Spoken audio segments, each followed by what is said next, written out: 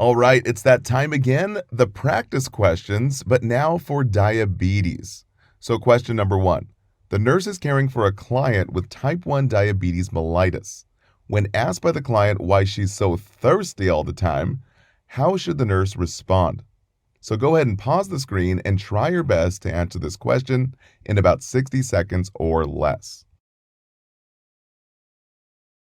All right, so let's break it down, following the question breakdown strategy. So number one, we first look at the key terms in the question. So the question states, type 1 diabetes and so thirsty all the time. Now, number two, always think of a few things you know about those key terms. So remember, diabetes, think diabetes. There's a lot of sugar within the bloodstream as the body lacks insulin to help put that sugar into the cell with insulin in type 1 diabetes. So when glucose is uncontrolled, this is hyperglycemia. Basically, the blood is turned to thick, syrupy mud. So just think very thick, sugary blood. Now, this causes a lot of fluid shifts as the body is trying to urinate out all that high sugar from the body and into the potty, making the body very dry. Okay, now let's look at the options here. So option A, osmotic fluid shifts cause excessive urine output and leads to dehydration and thirst. Yes, this would be the most correct here. The increased osmolality within the blood, basically fancy words for blood thickness, causes fluid shifts within the body to balance or dilute that thick, sugary blood. And excess urination leads to dehydration and thirst. Now, option B is incorrect here. Increased blood glucose levels decrease serum osmolality and trigger thirst receptors. No, this is furthest from the truth.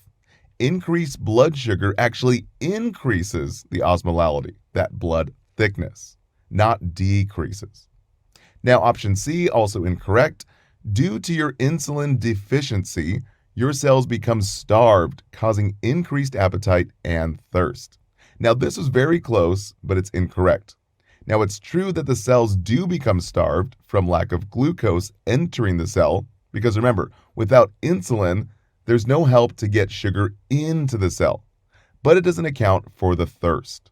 And lastly, option D is also incorrect. Due to your resistance to insulin, metabolism and nutritional requirements are increased. No, this is totally incorrect.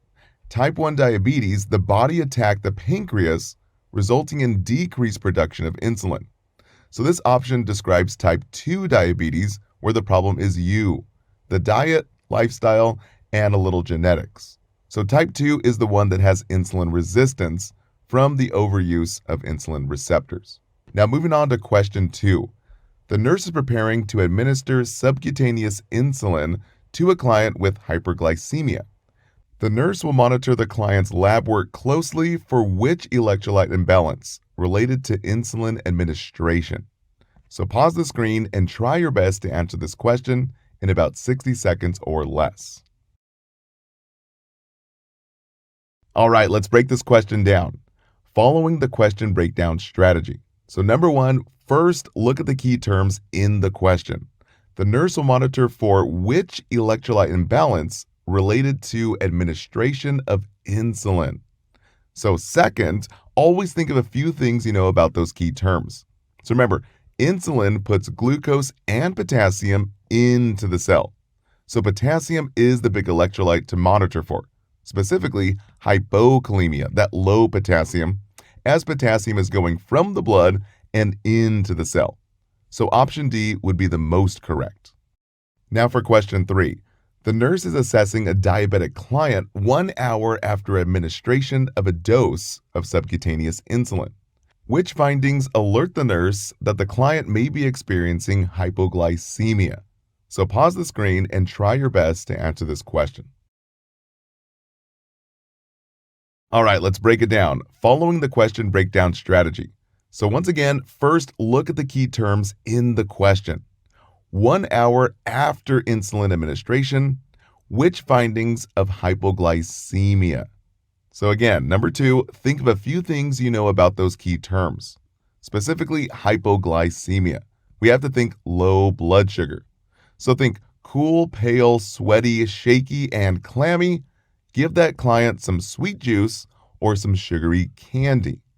Or just use the memory trick high wash. Okay, now that you have that, then look at the options. So option A, reports of hunger and excess urination. No, this is incorrect. This is typical of hyperglycemia, that high sugar, as the body tries to urinate out all that excess sugar from the body and into the potty. Now option B, tachycardia and new restlessness. Yes, this is the most correct. Remember, tachycardia is that fast heart rate over 100, and new restlessness, as clients typically get anxious and tremble from that low sugar. Now, option C is incorrect. Elevated body temperature and agitation. No, clients get cool and clammy and also sweaty. Not hot here with that elevated body temperature. But the agitation is correct. Now, option D, bradycardia and fatigue. No, not the low heart rate, but rather tachycardia with low sugar. Now for question number 4. When asked by the new graduate about the etiology of type 2 diabetes mellitus, how does the nurse respond? So once again, pause the screen and try your best to answer this question. All right, so let's break it down following the question breakdown strategy. So number 1, we look at the key terms in the question. Etiology is just fancy words for cause of type 2 diabetes. And number 2, we always think of a few things you know about those key terms. So remember, type 2 is a you problem. Your diet and sedentary or sitting lifestyle, and a little bit of genetics. So remember, the cells become resistant to insulin from overstimulation, typically from consuming way too many simple sugars, or basically sugary foods. The cells are kind of like an overused key lock, where insulin doesn't work effectively any longer to get that sugar into the cell. Okay, now look at the options here. So option A, type 2 diabetes mellitus results from a resistance to circulating insulin. Yes, the key term there is resistance to insulin, or in other words, insulin resistant. Now option B is incorrect. Clients with type 2 diabetes mellitus require lifelong subcutaneous insulin replacement. No, this is furthest from the truth. This is for type 1 diabetes, since clients are born with type 1. It's an autoimmune disorder where the body attacks the pancreas, so the pancreas does not produce insulin. Now option C, type 2 diabetes mellitus is an autoimmune disorder. No, once again, this is type 1 diabetes.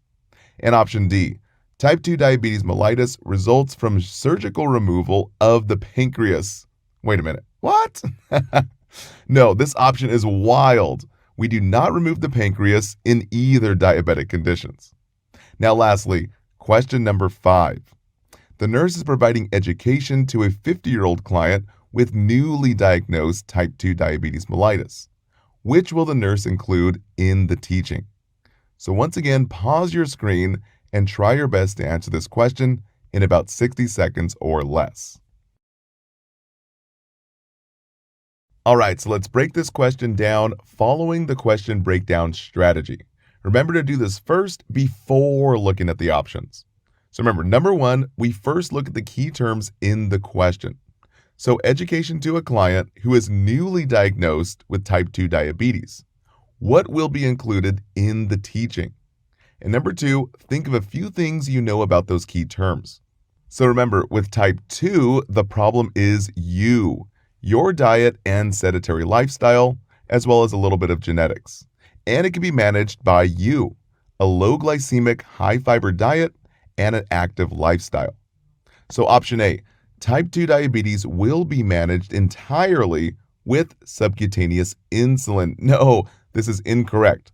It actually can be managed with diet and exercise. And option B, feelings of excess hunger and thirst mean that blood sugar has dropped. No, totally incorrect. This typically means blood sugar has increased and not dropped, resulting in hyperglycemia, causing the body to desire fluids to dilute that high sugar inside the blood, as well as the body trying to urinate it all out from the body and into the potty. Now, option C, low blood glucose is best treated with high sugar and fatty snacks like peanut butter, crackers, and whole milk. No, this is completely incorrect. We actually want to avoid those fatty foods and go with simple sugars during low blood glucose. So we want to give orange juice, fat-free milk, and candy, since fat slows down the absorption of sugar. Now, option D is correct here, so listen close. Proper diet and exercise can reduce the signs and symptoms of type 2 diabetes mellitus. Yes, the key term here is type 2. Remember, type 2 is a you problem. So reduce the signs and symptoms by changing your diet and exercise. All right, that wraps it up. Thank you so much for watching. Don't forget to take your quiz and download the study guides. And also feel free to share the love, share with a classmate, and even your instructor. See you guys in the next videos.